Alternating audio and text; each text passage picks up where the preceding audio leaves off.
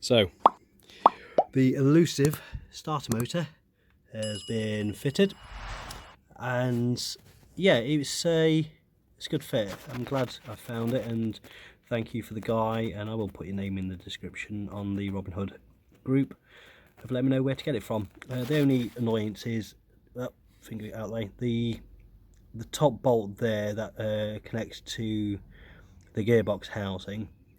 You can't get a ring spanner on it or a socket. You've got to use an open-ended spanner.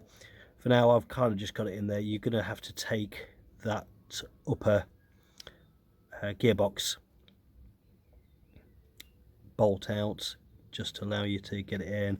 I've tightened up at the moment, it does the trick. So there it goes. So happy times when you can do this. Push button start. Better turn the key actually. Yep. The fueling's all off. It runs as rich as the Queen, so, and I got to sort that mess out, but it starts nonetheless, so one step closer. So if you want to order one of those starter motors, let's turn this off. If you want to order one of those starter motors, which it does fit, so this is a Pinto 205 block mated to a Type 9 gearbox. If I come around here, we should, I think, be able to show the 205 in here somewhere. Can we see it? No, I can't remember where it is now. It's in here somewhere.